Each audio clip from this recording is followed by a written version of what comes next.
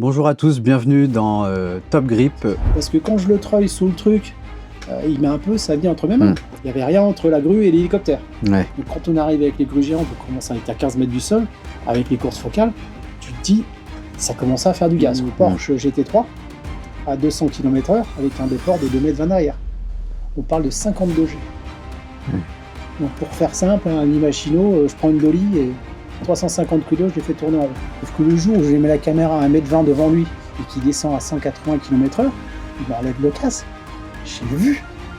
La première fois de sa vie, ça a été tendu, quoi.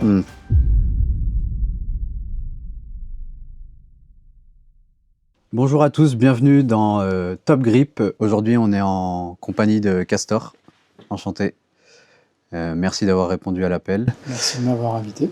Donc, tu as un profil plutôt atypique. Tu as commencé par une école de cinéma et ensuite tu as fait principalement de la pub. Tu as pu te spécialiser dans tout ce qui est les accroches, en particulier les accroches voitures, mais tu as fait aussi des accroches corporelles. Et dernièrement, tu t'es amusé en sortant des jouets comme des turning cam, des turning light. Et tout dernièrement, tu commences à défier les lois de la physique avec certains robots aussi que tu as créés. Tu vas pouvoir te présenter et dire dans les grandes lignes comment t'en es arrivé jusque-là. Mais juste avant, je t'invite à clapper. Interview Castor, première.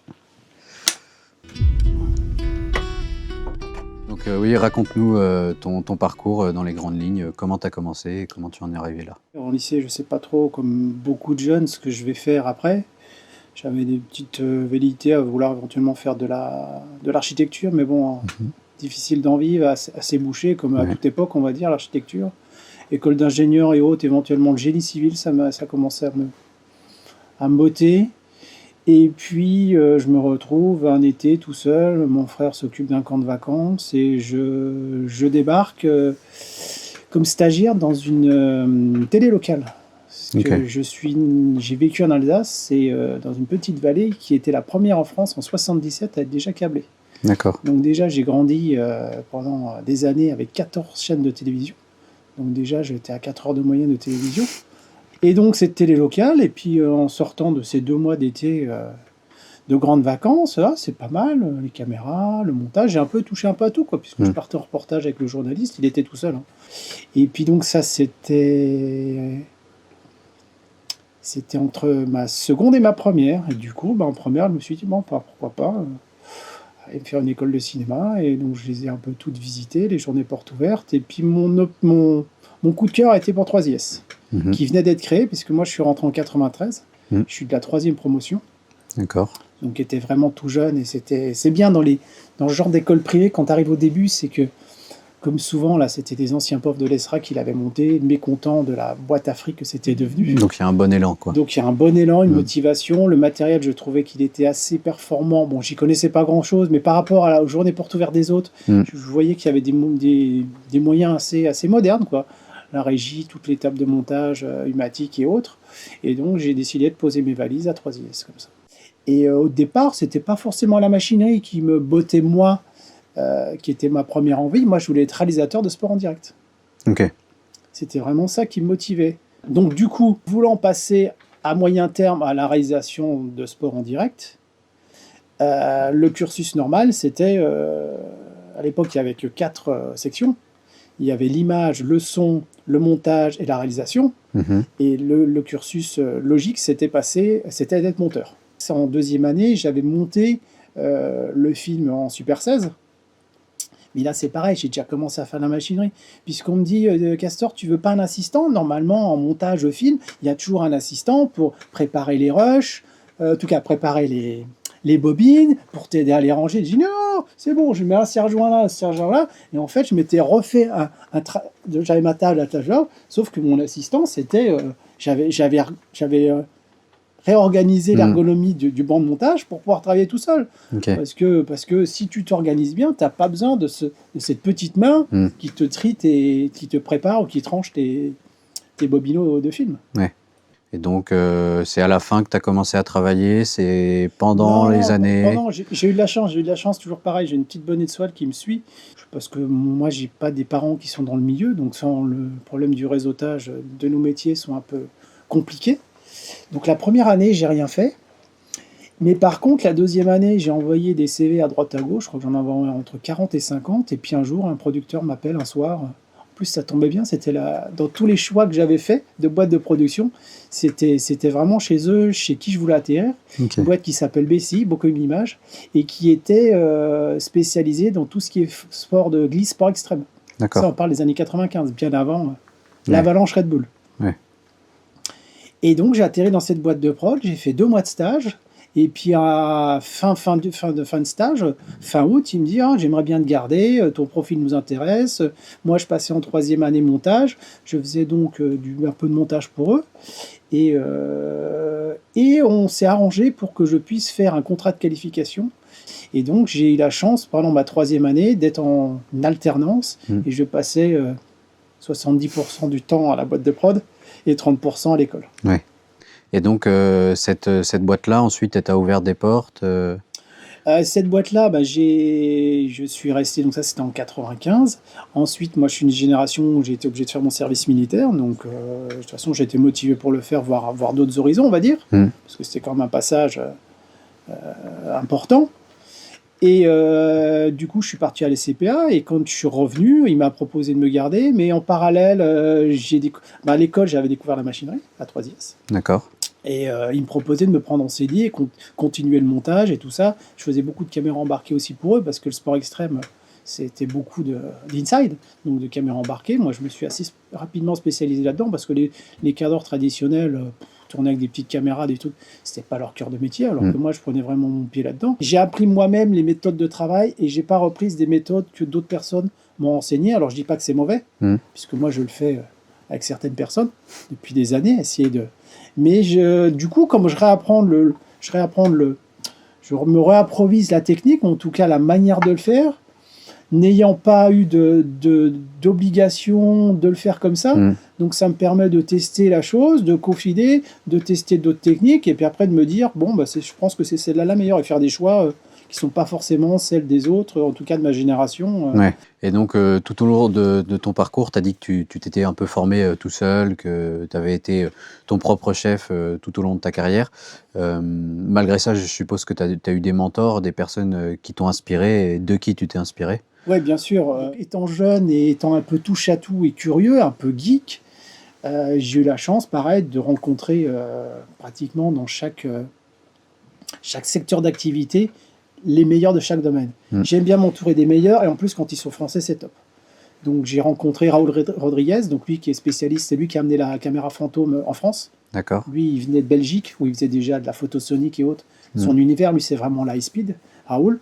Donc lui, c'était un peu mon consultant dans tout ce qui était high speed. Il m'a appris beaucoup de choses. Il est à la fois chef-op, réalisateur. Ce qui était bien avec lui en plus, dans notre binôme, assez rapidement, il m'a dit, moi, Castor, je maîtrise à peu près tout, la lumière, le cadre, les focales et tout, mais la machinerie, c'est pas mon truc. Je lui ai dit, ça tombe bien. Je suis là pour ça. C'est là où c'est un peu mon domaine de prédilection. Après, pour ce qui est du Steadicam, j'ai rencontré assez tôt Philippe Bordelais, qui est un des, on va dire, il est dans les 5 au monde, parce qu'il y a beaucoup d'opérateurs Steadicam, mais des concepteurs, des inventeurs, des mecs, comment fonctionne la machine et tout ça.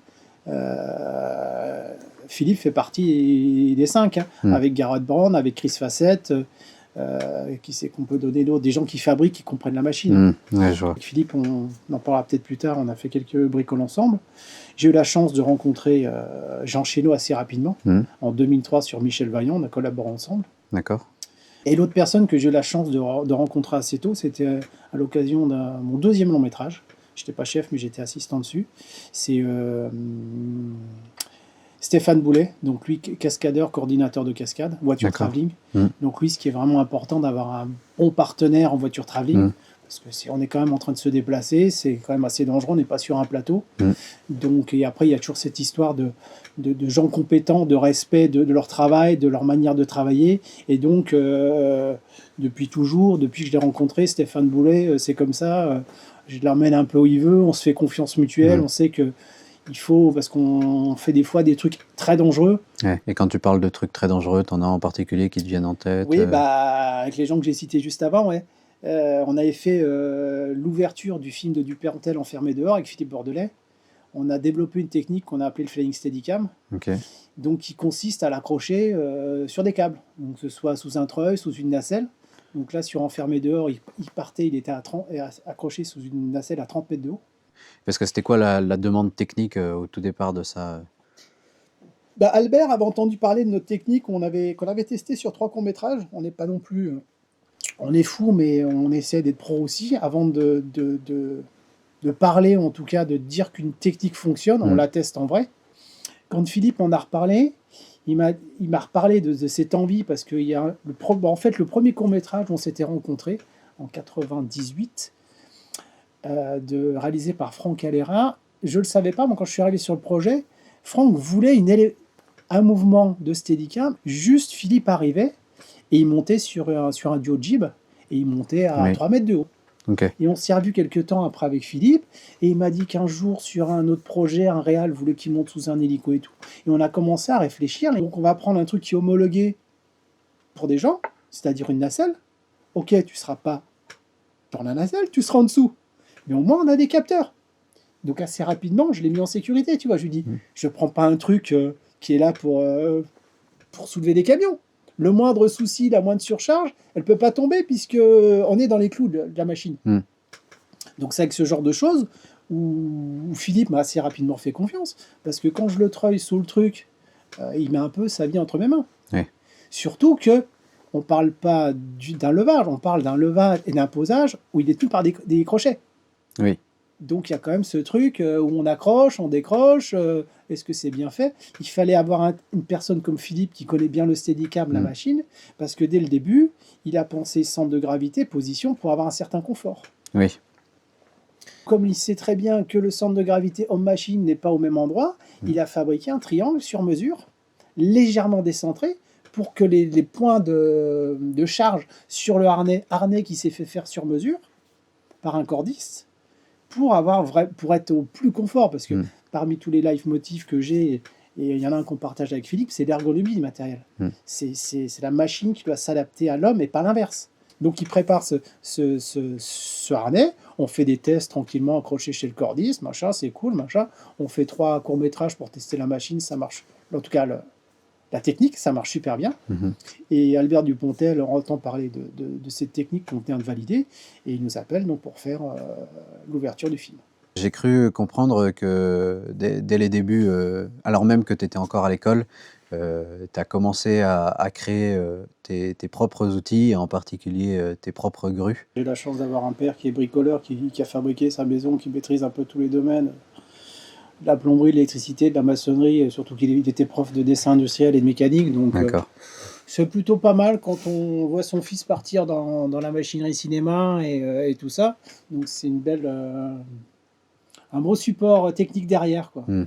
Donc effectivement, ouais, dès 3IS, j'ai fabriqué mon premier plateau à Haro, je crois en première année. En deuxième année, je crois qu'on découvre sur la journée porte ouverte le Flycam. Donc le Flycam, c'était une petite grue type canne à pêche qu'avait inventé Garrett Brown, l'inventeur du Steadicam. Oui. Qui est une grue téléfilée. Donc je vois ce truc-là, assez complexe quand même. Puis je me dis, bon, moi, ça, c'est pas compliqué, c'est des moulinets, c'est ça reste de la mécanique de base. Et du coup, on est sorti cette copie. Hein. C'est une copie, une forte inspiration, donc qui s'est prénommé Little Bird. Et donc, tu as réussi à l'amener un petit peu en prestation et tout ça Ouais, pareil, toujours des petits tests en amont.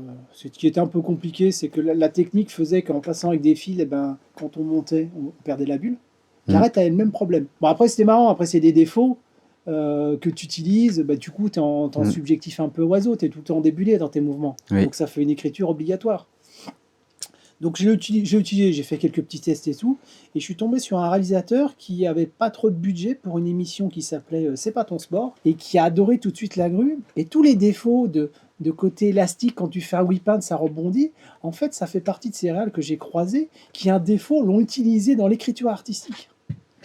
Par contre, à cette époque-là, j'avais déjà résolu le problème de bulle, parce que j'ai rajouté un parallélogramme au bout Et c'était simple, et ce qui est marrant, c'est que Garrett a fait l'update au même moment. Et après, il y a eu quelques évolutions faites derrière quand sont arrivés les DSLR, parce que là, on commence à avoir une belle image. Bon, vu le modèle de caméra, le poids, j'ai un peu réduit les envergures. On refait une tête un peu plus légère en carbone. J'ai même été jusqu'à monter une caméra en 3D dessus. Ok, Donc, elle a eu quand même quelques évolutions, parce que cette grue date de 96. Hein. d'accord. Donc ça, c'était la première grue Ok. qu'on a fabriquée avec mon père. Et donc oui, j'ai cru comprendre qu'elle avait eu le droit après une Et grande, donc ça a terminé, ouais, c'est ça, une assez grande petit, sœur. donc Big Bird, et puis après la deuxième grue, pareil, que j'ai eu assez tôt en 99, la Big Bird. Ok, Là, on a fait un joli petit bébé qui, en première naissance, faisait quand même déjà 18 mètres. Il y avait la Kela existait déjà, là, je ne sais pas si la Strada existait déjà, je crois. Donc les grues géantes existaient déjà, mais mon sentiment de mes premiers tournages de clips et autres, à me retrouver avec une grue fixe, t'as beau te dire, t'as une grue qui est grande, tu vas très très loin, mais le fait d'être bloqué sur une sphère, ça m'a tout de suite posé un problème. Donc assez rapidement, au bout de la première année, peut-être même avant, j'ai décidé de la mettre sur eye traveling. ok. Ouais. Pour augmenter la sphère, quoi. Ouais, c'est ça. En tout cas, pour faire un petit tiroir, pour pouvoir aller où tu veux et pas être contraint à cette obligation technique. Mais ce qui m'a fait notamment faire mon défilé du 14 juillet. Parce qu'à l'époque, ça faisait 4-5 ans que la Kela venait en France, spécialement d'Angleterre, pour faire le défilé du 14 juillet. Elle était un peu plus grande que moi, puisqu'elle faisait 21 mètres. Okay. Donc ça permet d'aller être en face des Champs-Élysées. Par contre, la position, on en revient à ce préambule, c'est que la position pour être en face faisait qu'ils étaient trop loin pour aller jouer avec les chevaux de Marly. Et moi, je suis arrivé donc l'année où je l'ai fait, avec mes 9 mètres de rail de travelling, je pouvais faire des très beaux enroulés sur la position des chevaux de Marly. Je reculais pour me recentrer et me mettre face au champ. D'accord, ouais. Sur le concert de Johnny Hallyday, on était les derniers partis. Hein. Ouais. Alors qu'ils avaient démonté sur toute la scène, ils avaient chargé 140 semi-remorques. Bon, ils étaient 300 techniciens. Oui. Nous, on était 3, on remballait tout doucement la grue. À ce moment-là, elle avait déjà été étendue en 21 mètres. Donc 21 mètres, j'avais 450 mètres de câble à rouler. D'accord. Donc ça commence à faire quantité assez monstrueuse, plus donc les 21 mètres de fût par morceau de 3 mètres. Cette Big Bird, elle a pu t'amener sur pas mal de concerts et tout ça Ouais, une grosse majorité, ça a été de la captation de direct, donc de concerts ou d'événements. Transfert des cendres d'Alexandre Dumas, qu'est-ce que j'ai fait? J'ai fait Live Aid. Gérard Pulicino l'adorait parce que pareil, dans cette expertise du terrain, c'est qu'elle était peinte entièrement noir mat. Alors que ma concurrente claquait là et donc avait des pièces de jonction en inox. Donc dans les contre-champs, tu voyais que la grue. En tout cas, ça c'est des trucs des techniciens, mais dès que tu avais un faisceau qui passait, tu voyais un truc en travers. La mienne était complètement discrète, elle était beaucoup plus fine. J'avais un peu moins de charge possible, mais elle avait été vraiment pensée discrète, télé et tout ça. Donc quand j'étais en fiction, des fois sur des configs un peu lourds, je ne pouvais pas la monter en 18 mètres, donc je la mettais en 16 mètres. Donc c'était pas un problème. Hein. Souvent, ce qu'on cherche sur les grues géantes, c'est pas forcément la hauteur, hormis dans les captations où tu as envie d'être. Ce 10 mètres, c'est le truc. À l'époque, c'était le truc normal. C'était les Luma, les super techno. Et il y avait un gap au-dessus où c'était, où il n'y avait pas. Il n'y avait rien entre la grue et l'hélicoptère. Ouais. Donc quand on arrive avec les grues géantes, on commence à être à 15 mètres du sol, avec les courses focales, tu te dis, ça commençait à faire du gaz, quoi. J'ai pu voir aussi que tu avais fait pas mal d'accroches voitures et entre autres que tu avais bossé en partenariat pendant quelques années avec Top Gear. J'ai fait qu'une année, j'ai fait la saison 1. On a un peu tout défriché. Ouais. Bon, à la fois c'était bien, les saisons 1, il y a un peu d'argent parce qu'au fur et à mesure, le budget a rétréci jusqu'à peau de chagrin. Mais la première année, on avait poussé un peu tous les plaintes. Hein. Le partenariat équipementier n'était pas là, donc on n'a pas pu, par rapport à l'ambition qu'on avait, hein, quand le réalisateur Stéphane Gillot m'a appelé, on avait déjà fait quelques bricoles ensemble avant, en me disant, avec la BBC, on va faire Top Gear France, on a un budget, le budget des 10 émissions, c'était le budget d'une émission anglaise. J'ai eu la chance de rencontrer donc, le cascadeur Baptiste, qui lui, 10 ans après, m'a rappelé pour faire... parce que lui aussi était resté un peu sur sa fin, je crois que lui, il a fait 4 saisons. Et il a été un peu sur sa fin, cette émission, parce que nous avait vendu des trucs Ils avaient vendu la version anglaise, sauf que dans les délires, on n'avait pas les budgets, il n'y avait pas les scénarios. Et donc, il a voulu relancer de son côté une série où là, quand il m'a appelé, il savait très bien qu'en m'appelant, il fallait que j'ai carte blanche. Que si on dealait ensemble, on allait faire ce qu'on aurait voulu faire, qu'on n'a pas pu faire. Et par contre, qu'il allait devoir me donner du temps. Et c'était le même réalisateur, c'était Stéphane Gillot, et qui lui aussi me donnait du temps pour mes plans. Série qu'on tourne en scope en plus, en anamorphique. D'accord. Donc d'autres manières de cadrer les voitures, ce qui n'est pas évident, parce que du coup tu la vois moins avec le scope. C'est un peu... Bon, il faut écarter encore plus. Ouais. Mais là, c'est pas un peu plus, c'est très très très beaucoup pour voir la bagnole. Parce qu'ils m'ont appelé, c'est pas pour faire un intérieur voiture, c'est pour riger à l'extérieur, de frontal, latéral ou machin. Ce qui fait que dans cette série, l'apogée, le plus complexe qu'on a fait, le challenge qu'ils m'ont filé, c'est une Porsche GT3 à 200 km/h avec un déport de 2,20 m derrière. Oui. Tu as eu une période aussi où tu as pas mal touché à la VR et au relief. À 3IS, j'avais eu comme professeur pour les formats spéciaux, relief, IMAX, Alain de Robe. Et j'ai fait mon premier film avec lui en 99 ou en 2000. Donc c'était le premier film pour le parc vulcanien. D'accord. On avait embarqué des caméras 35 sur un hélicoptère et autres pour faire du relief. Donc là, j'ai découvert, après avoir eu quelques cours quelques années avant, ce que c'était les formats un peu spéciaux.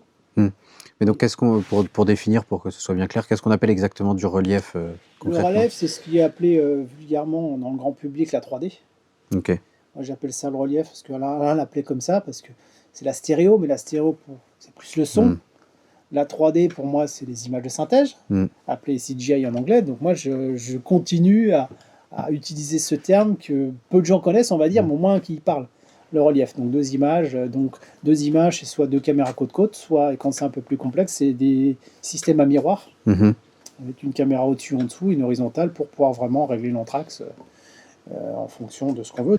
Puis au fur et à mesure, je me suis intéressé un peu à comment ça marchait, tout ça, comment le cerveau fonctionne, la vision et tout ça. Donc je suis devenu assez rapidement après ce qu'on appelle stérographe, donc celui qui manage l'équipe pour savoir comment on règle les caméras, quoi. Dans la continuité des objets que tu as pu fabriquer, qu'est-ce que tu as fait d'autre d'intéressant? Moi, je travaille mes idées d'expérience à l'époque, c'était du clip ou de la fiction, de faire des choses, notamment donc la base du spearing. Au départ, mon père me fabrique une tournette pour mettre des gens dessus. Elle n'est pas forcément pratique, elle fait du bruit.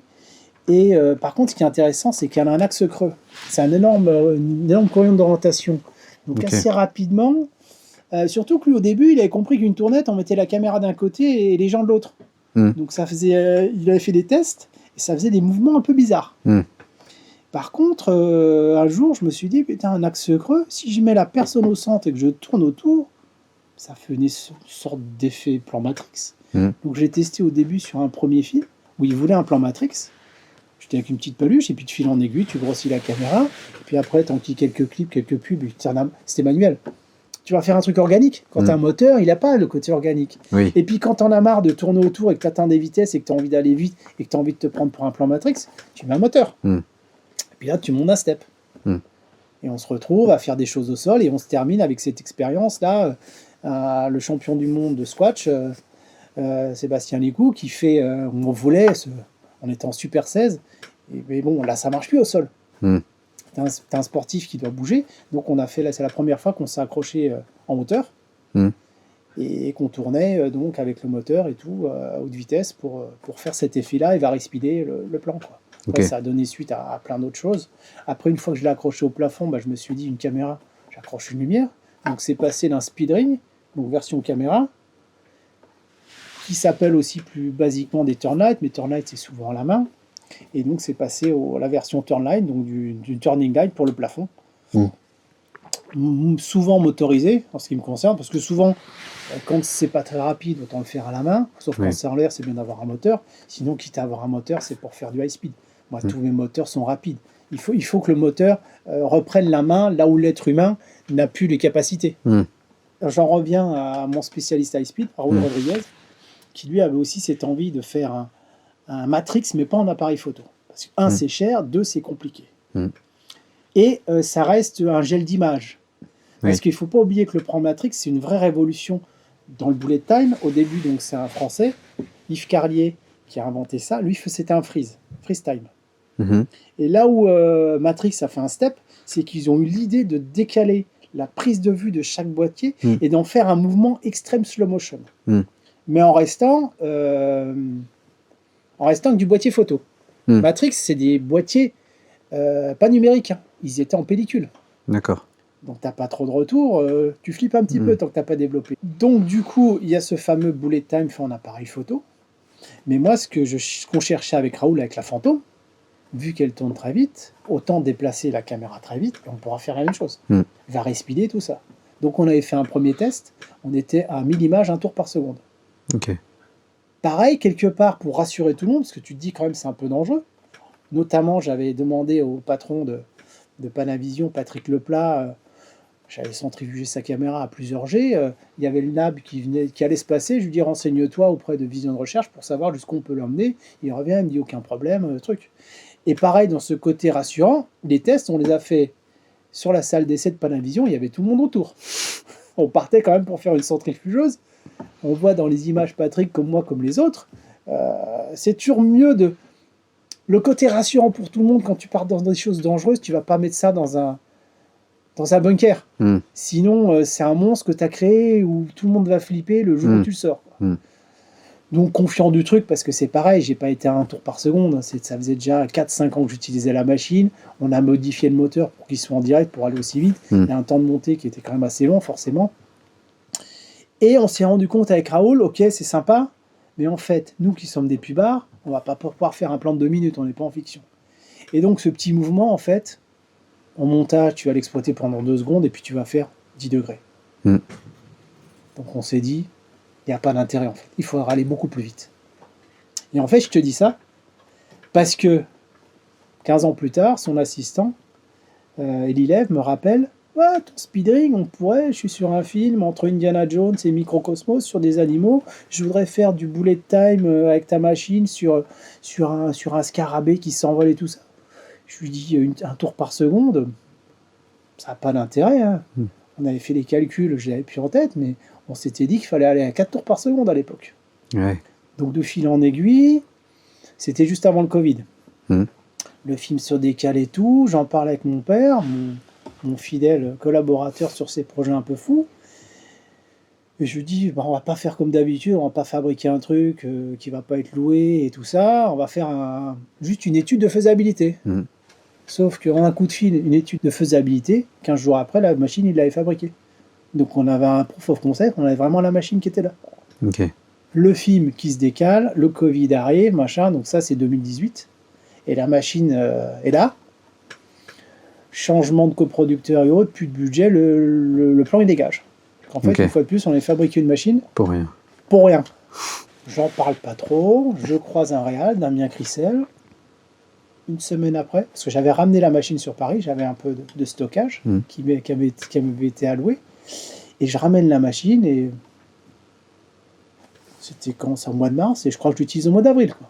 Ok. Je suis même pas au courant, il l'a vendu au client dans un appel d'offres, il est en tournage avec Dua Lipa, la production m'appelle, la semaine prochaine on sort ta machine. Moi, une fois de plus, c'est un peu flippé, la machine n'a jamais sorti officiellement. Mm. J'ai fait des tests avec cette petite caméra.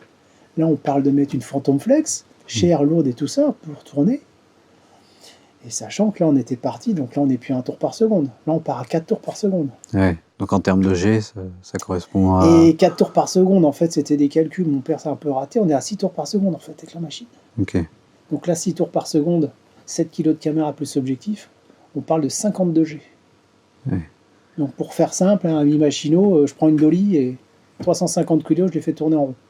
6 tours par seconde et 52 G, sachant que j'ai un autre objectif. On a remodifié le moteur et l'objectif, c'est 10 tours par seconde. Ok.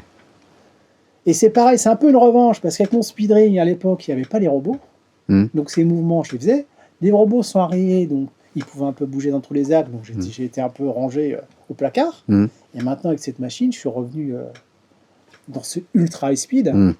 Je suis pratiquement à 3 fois leur vitesse. Dernièrement, tu as fait pas mal de communication sur un nouvel outil que tu as dans ta bijoute qui s'appelle le Modulus et qui, si je ne me trompe pas, nous vient du Canada, mais aussi des États-Unis.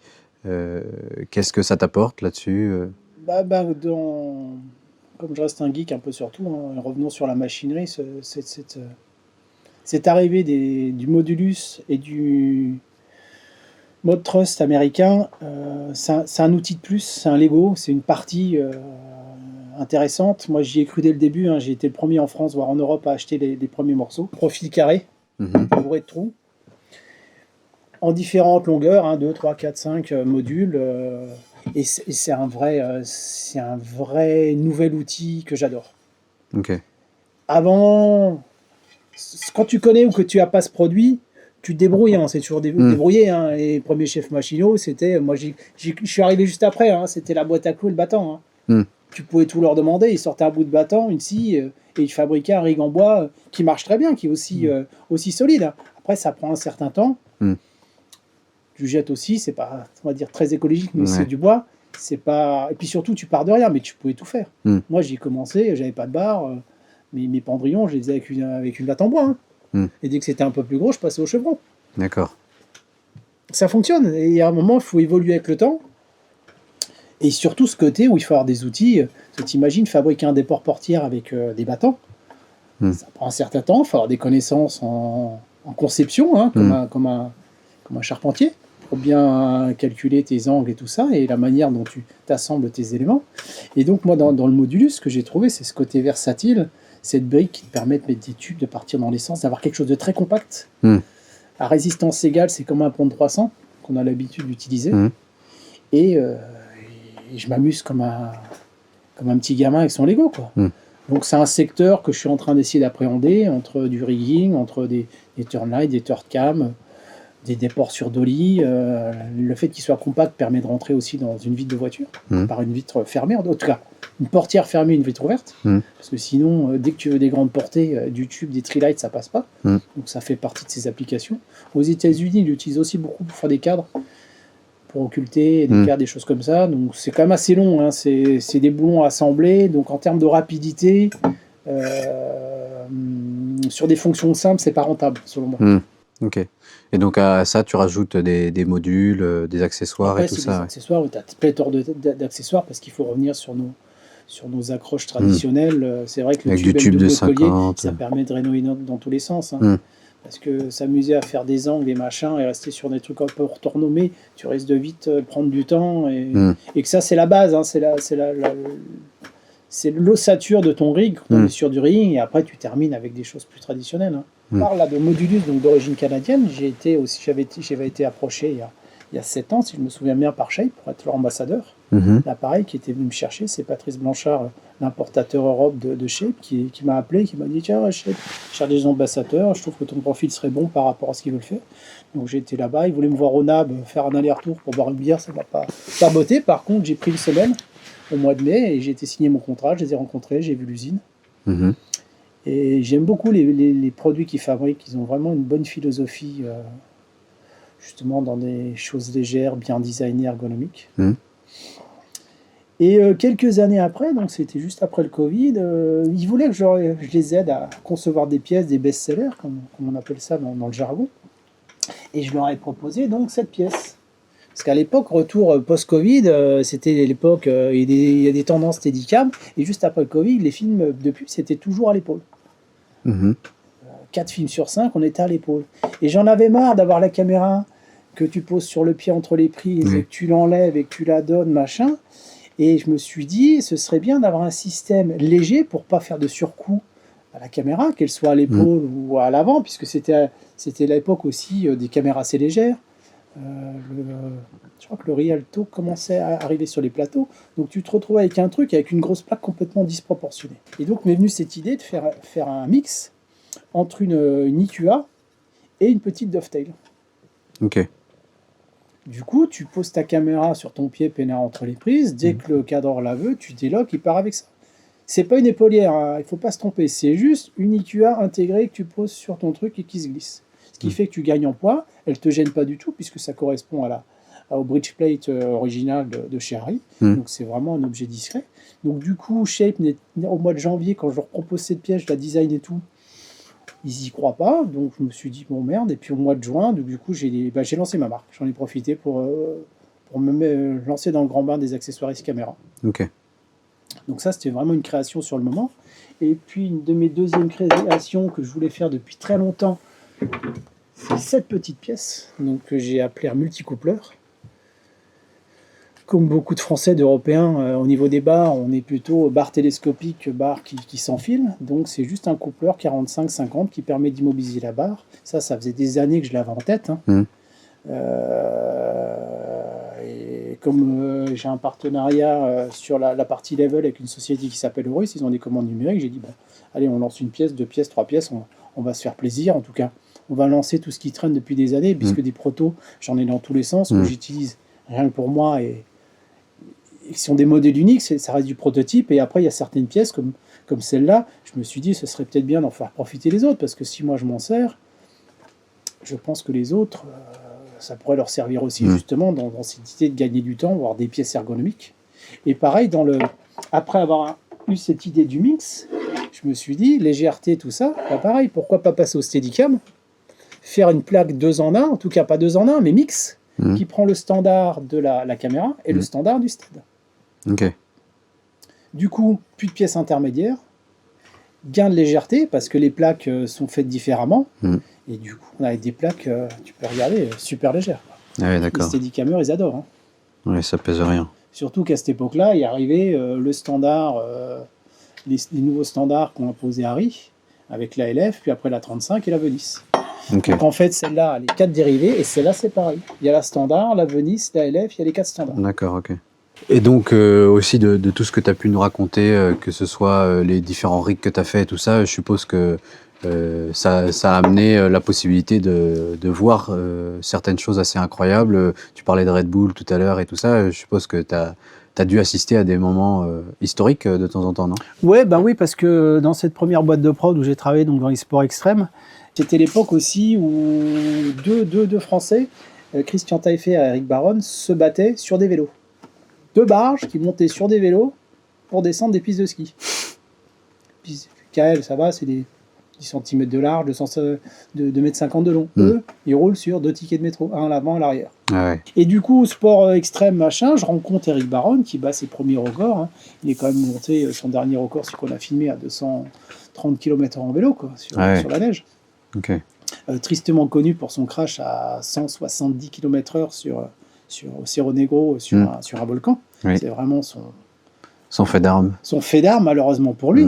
Donc, qui a arrêté un peu sa carrière, parce que juste avant, il venait de battre les 200 km/h, 220 km/h sur neige. Mais en sécurité, tu glisses, machin. Le Cerro Negro l'a un peu calmé dans ses envies de folie. Okay. Et j'apprends, je suis aux arts, que Eric revient, il fait son comeback, il remonte sur le vélo.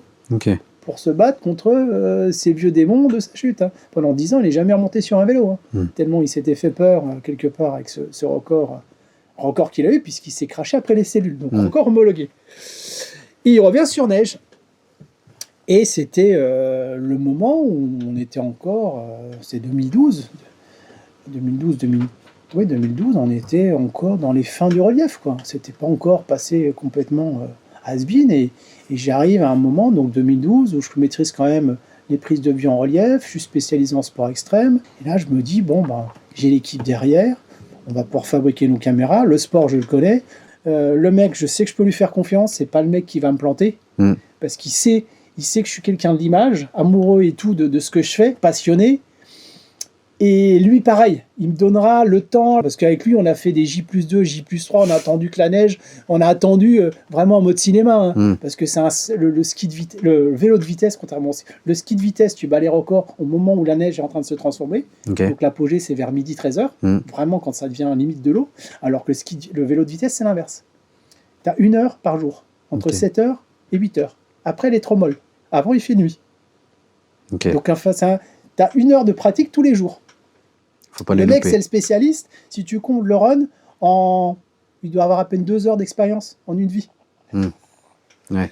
Donc, du coup, de tous ces paramètres, ces conjonctures qu'ils font, je me dis, bon, il revient.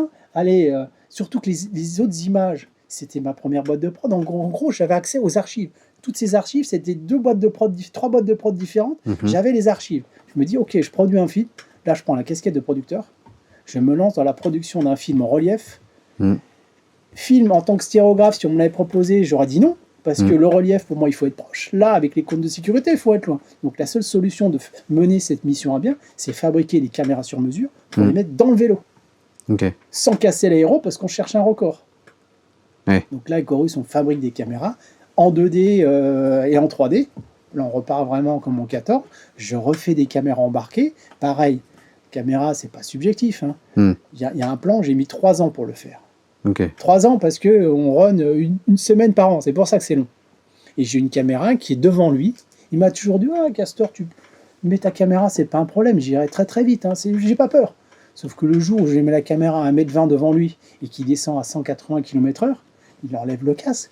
J'ai vu que la première fois de sa vie, ça avait été tendu, quoi. T'imagines, t'as une caméra devant en aéro, t'es à 200 km/h sur un vélo. Il faut maîtriser l'engin. Heureusement, c'est le mec qui maîtrise le mieux le... Ouais. Et pour revenir à Eric Baron, au niveau de ceux qui ne le connaissent pas, et accessoirement, c'est le mec qui fait l'ouverture de Taxi 1. D'accord. Le plan subjectif en scooter de Samina série, c'est lui. Ils ont mis moteur caméra et puis vas-y, fais-toi plaisir. C'est un plan séquence, une prise. J'ai vu aussi dans les différents projets que tu as pu faire une pub qui m'a marqué, tant j'ai trouvé ça d'un niveau technique assez élevé et le rendu franchement sympa. Et puis moi qui suis fan de rugby, j'ai beaucoup apprécié. Donc la pub in vivo pour la Coupe du Monde 2023 française. Celle-là, tu aurais bien voulu la faire avec nous, quoi. Je pense, ouais. Dans tes premières expériences. Moi, c'est une de mes plus grosses pubs. C'était la première fois où j'avais 9 machines avec moi. Ouais. Je suis plutôt sur des petits projets. Ouais, non, c'était un bon condensé de mon savoir. On a fait du turn-cam. Ouais. On a fait un ballon qui tournait aussi. Le ballon, le lancer. On avait fait un ballon accroché pareil qui tourne. Et là, leur gros challenge, c'était de... Donc, pendant que accroche-toi bien. Parce que c'est un peu une poupée russe. T'as le joueur de rugby qui attrape le ballon et qui part courir pour le filer à un autre. Premier step. La caméra doit tourner autour. Sauf que si tu fais ça, éventuellement un cable cam, des choses comme ça. Tu mets le rugbyman sur une plateforme de marche, de course, travelling circulaire autour de la personne, et bon, il faut avancer. Donc tout ça, une plateforme, poussée par des gens. Qui dit plateforme dit travelling, dit rail travelling. Ah oui. Donc c'est ça l'empilage de couches. Rail travelling, plateforme, travelling circulaire et tapis de course. Tapis de course. Ok. Parce qu'en fait, on a mis 3 rails parallèles. Cette plateforme faisait 4 mètres par 4 mètres. D'accord. Avec un trou au centre donc pour mettre le tapis roulant le plus bas possible. Ce qui nous sauvait, c'est qu'en fait, ce côté-là, on s'en foutait, puisque c'était une caméra à l'épaule, en tout cas à la main. Donc la bulle, en gros, on s'en fout. Et en fait, la difficulté pour moi, j'étais je supervisais un peu toutes les équipes.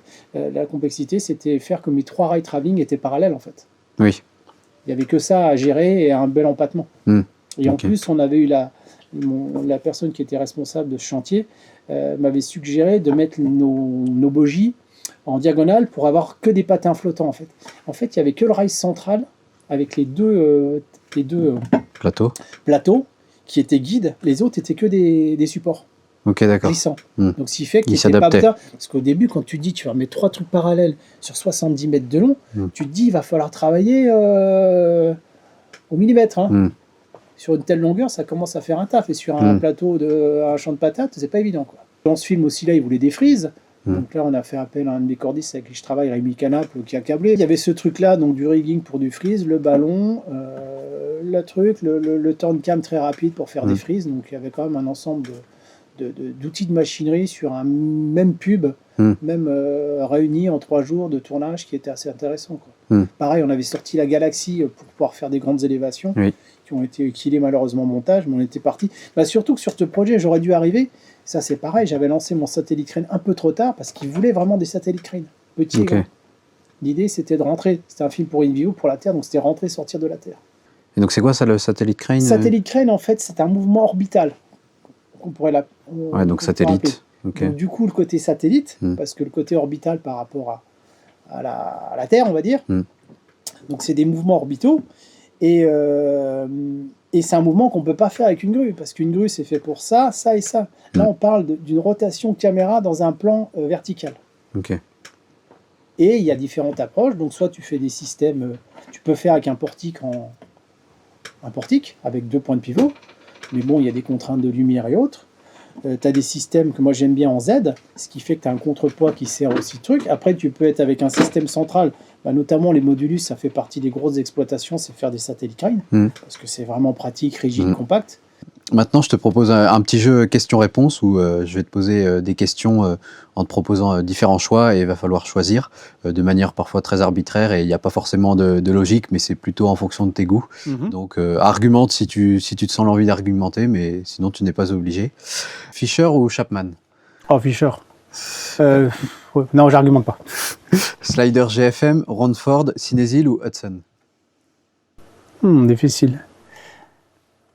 Là, ils ont tous leur intérêt et leurs défauts, donc je choisirai pas, puisqu'en fait, je choisis mes produits en fonction de ce que j'ai besoin. C'est pour ça que je fabrique mes outils. Accroche voiture ou low loader? Bon, accroche voiture, low loader, c'est autre chose, c'est pareil. C'est pour faire de la fiction. Moi, je viens de la pub, je viens de l'action, je viens du sport extrême. Cinésil, TSF, Transpa ou Nextshot? Je suis un mercenaire, moi. Je me suis maquillé avec personne pour avoir accès à tout. L'ensemble des possibilités qu'ont chacun. Tous me vont, il n'y a pas de... Après, il y a du bien chez l'un et du mauvais chez l'un. Donc, je prends le meilleur de partout, comme dans le reste de ma philosophie, quoi. Ok. Jumar ou Node Tender? Ah, je déteste les Jumars. Déjà, c'est pas fait. Il y a une aberration, sauf si tu utilises... La Jumar, elle a été développée pour de la spéléo avec des cordes qui sont dures, qui sont faites pour. Quand tu prends de la Jumar pour la corde de base d'industrie comme on utilise, tu les flingues à une vitesse, elles n'ont pas été faites pour. Alors après, si tu veux être logique, tu utilises de la corde de spéléo, mais du coup, c'est plus une corde, c'est une trick. Donc, non, moi, le bon vieux nœud... Ok. Pub ou fiction? Bah, pub, certainement, ouais, parce que dans une pub, chaque pub, il y a un challenge à faire. Dans une fiction, tu en as aussi, mais bon, tu pars pour une fiction pour plusieurs semaines, tu auras 2-3 trucs, la prépa c'est la même en fait, et puis moi je viens au départ du clip, le clip étant l'antichambre de la pub, et puis il y a cette envie de notion de mise en image qui est plus importante en pub que en fiction. En fiction, ce qui est important, c'est les comédiens, c'est le jeu, c'est l'histoire. La mise en image est un peu en dessous, après ça dépend des écoles et des équipes. Alors qu'en pub, le plus important, alors il y a 2 types de pubs, soit que celles qui s'appuient sur des célébrités, soit que s'ils sont sur des gens lambda, donc du coup c'est le produit et la mise en image qui fait qu'il faut qu'il y ait l'effet waouh. Donc forcément c'est des effets mécaniques, visuels et autres qui l'emportent sur le reste. Donc forcément je suis obligé de rester dans la pub. Intérieur ou extérieur? Intérieur et studio. Grosse ou petite bijoute? Bah, grosse, si tu pars en fiction, oui, mais si tu es en pub. Non, moi dans ma caisse à outils, je pense que j'ai besoin. Camion perso ou camion loué? Bah, techniquement, j'ai pas de camion perso, mais pareil, parce que je suis transversal, je fais des petits projets, des gros projets. Et une fois, je suis parti sur un tournage avec du rigging, j'étais avec mon scooter. Il y a des fois, je suis avec un 40 mètres cubes. Donc, venir avec un 40 mètres cubes pour prendre 3 ventouses, je m'adapte au projet. Moi, j'ai toujours été ce côté versatile, venant des petits formats télé et autres. Quand j'ai débuté le reportage, je partais avec un sac à dos et 2 batteries. Et même mon matériel que je me suis fabriqué pour les accroches sportives, j'essayais de le limiter parce que j'étais en montagne. Quand tu as la neige, les kilos, les trucs, les machins, tu souffles un peu quand tu as 2 ou 3 000 mètres d'altitude. Tu n'es pas en studio avec ton camion au cul du haillon. Hein. Jour ou nuit? Je préfère le jour. Mais la nuit, c'est quand même bien en termes de lumière. Mais bon, quand je suis en studio, il fait nuit. Pour finir cette interview, si tu devais donner un conseil à un jeune machiniste, qu'est-ce que tu dirais?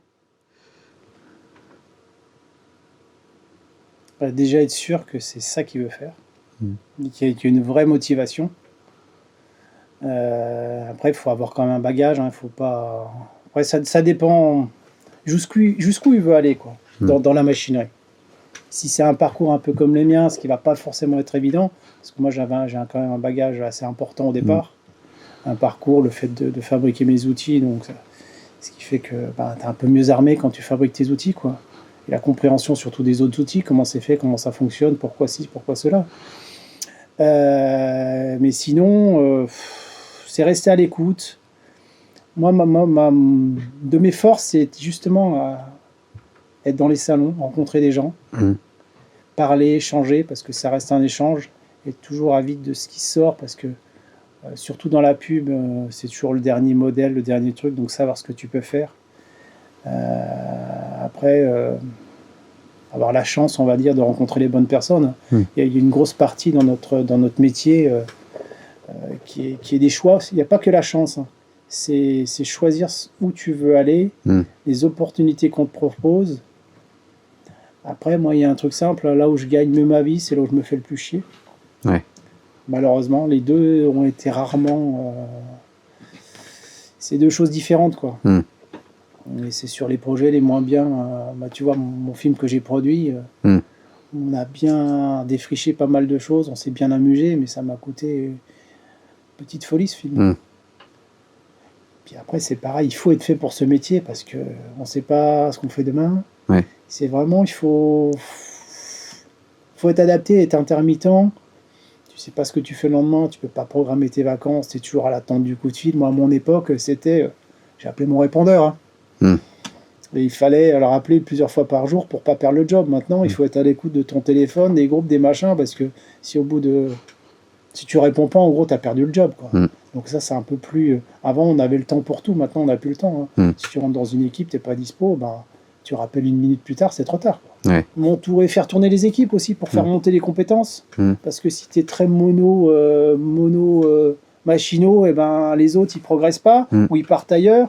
Après, c'est pareil, souvent des petits jeunes, je les ai un peu au début entre mes mains, ils repartent avec d'autres équipes, quand ils reviennent, ils ont repris du niveau, c'est intéressant. Faire brasser aussi, chacun sa technique, donc prendre le meilleur de tout le monde, hein, pas rester, aller voir ailleurs. On a cette chance de ne pas être obligé de signer pour un CDI pour 30 ans. Donc ça, c'est vraiment une liberté qui permet d'acquérir des compétences, des manières de travailler, que ce soit de la fiction, de la pub ou autre chose. Merci beaucoup, Castor, pour cette interview. Merci, Alexis. Merci pour tout ce que tu nous as transmis et pour toutes ces anecdotes sympathiques.